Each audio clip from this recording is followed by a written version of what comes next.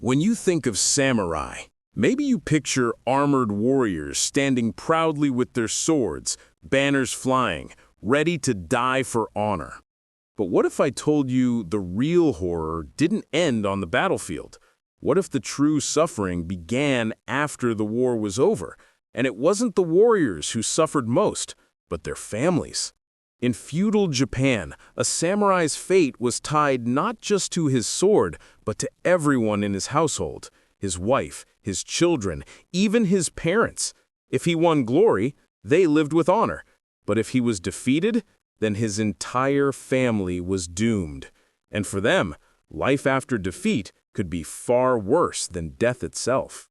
The world of duty. To imagine the world they lived in.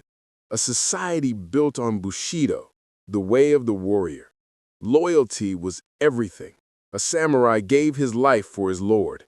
And if he failed, the shame wasn't his alone. It spread like a curse, destroying his entire household. If your husband was a samurai and he lost, your lands could be seized, your home burned, your children branded as Wives of the defeated. For the wives, the nightmare was often unbearable. Many were forced into exile, left wandering with nothing. Some were captured, humiliated, treated as symbols of conquest by the victorious lords.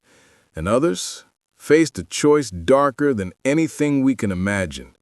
In samurai culture, women were sometimes expected to commit jigai, ritual suicide, to preserve honor. If soldiers came crashing through the gates and your husband was dead, you were faced with an impossible question. Surrender and face dishonor, or take your own life? Think about that for a moment. If you were a young woman, holding your child in your arms, and the enemy stormed your home, what choice would you make? children in chains. The fate of the children could be even more terrifying. Sons were often executed on the spot, wiped out so they could never grow into men who might take revenge. Others were enslaved, forced to serve the same men who had killed their fathers. Daughters, they were taken as prizes of war. Some were sold into servitude. Others forced into marriages that bound them to the very clan that destroyed their family. The elderly left behind. And what of the old, the parents and grandparents who had raised these warriors? Their fate was no kinder. Stripped of their homes, stripped of their land, they often became beggars, wandering from village to village. If you were in Fear as a weapon. But why such cruelty? Why destroy families, not just warriors? The answer is simple: fear. The victors knew that to control a land, you had to crush not only swords, but bloodlines.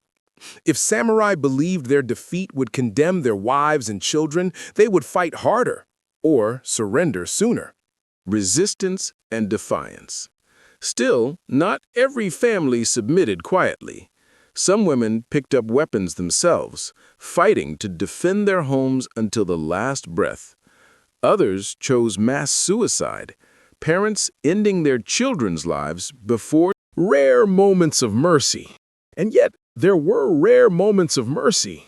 Some defeated families were spared. A victorious lord might take them in, force them into loyalty, arrange marriages to tie bloodlines together. But mercy always came with chains.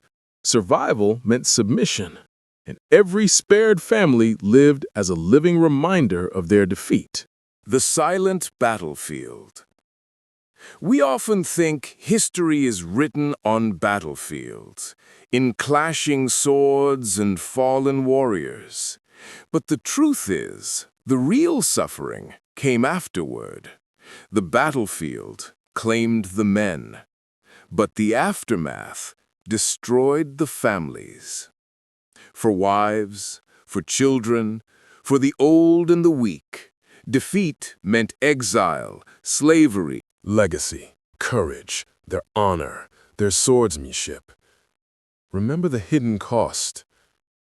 The families who paid the price of loyalty. The children who carried scars of defeat. the women who faced impossible choices. For them, the end of a battle was not peace. It was the beginning of suffering. And in many cases,